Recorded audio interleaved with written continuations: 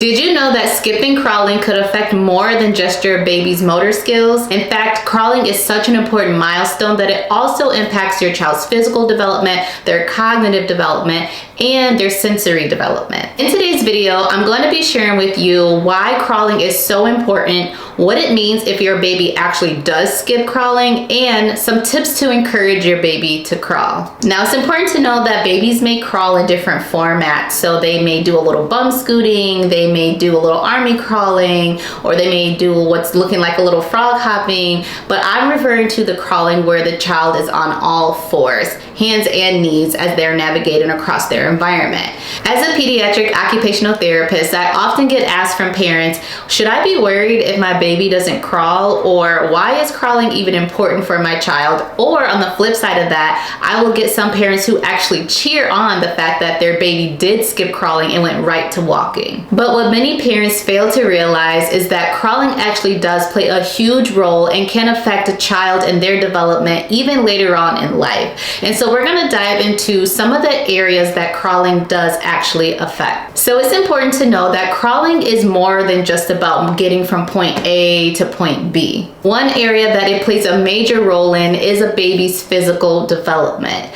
So crawling actually does help to strengthen a baby's arms, it helps to strengthen the baby's legs, and it helps to strengthen the baby's core or tummy muscles. And all of the strengthening of these important muscles is essential for a baby's ability to sit, to stand, and even to walk. Another very important area that crawling impacts is your baby's brain development. So when your baby crawls and they're navigating using the right and the left sides of their body, they're also teaching the right and the left sides of their brain how to work together. This cross-body motor movement is essential for their brain connection as well. And it's teaching problem-solving skills, it's teaching coordination skills, and it can later on even help your child with reading and writing development. Another essential area that crawling impacts is a baby's sensory development or their sensory integration. So when a baby is crawling, they're picking up all sorts of sensory input to their body. They're picking up how does different textures feel, they're picking up spatial awareness, they're understanding how much pressure they need to use when they're moving their bodies, which is helping them with that body awareness and that balance piece. So this sensory information that they're getting from crawling is actually helping them to understand how they are interacting with the world around them. So now that we know that crawling is essential for a baby's motor development, their physical development, their cognitive development, and their sensory development, let's talk about what happens if a baby does in fact skip crawling. So one potential impact may be delayed coordination and balance. Another area that skipping crawling may actually impact is a baby's upper body strength. Just think about how much strength it takes for a child to be up on their arms and their shoulders and using their neck muscles, and also having to crawl and go from one place to another multiple times a day. They are building up so much strength by doing that. And that's gonna also impact them as they get a little bit older, and let's say they have to sit at a desk for a long period of time. If they have built up those core muscles, it's gonna be a lot easier for them to sit upright at the table, which means it's gonna be a lot easier for them to engage in activities such as handwriting. So we want to also think about crawling not just in the here and now, but also how it's going to impact children even as they start to age and go to school and even later on in life. Children who skip crawling may also have challenges with sensory processing and spatial awareness, even visual processing. Because if you think about it, when a child is on all fours, they're using their vision a lot to scan and to know how much space is needed to get from point A to point B, how to interpret things and objects that are in front of them as they're crawling and they have to navigate around. So they're working a lot on using their visual skills as well when they're crawling. And so sometimes when children skip on that, those children may have a little bit more difficulty with that visual processing, which later on could look like the children that have a little bit more trouble with reading. So I just want to put a disclaimer out there as well that this does not apply to every child in the world. By no means am I saying that every single child that skips out on crawling will later on have some type of impact or delay of some sort.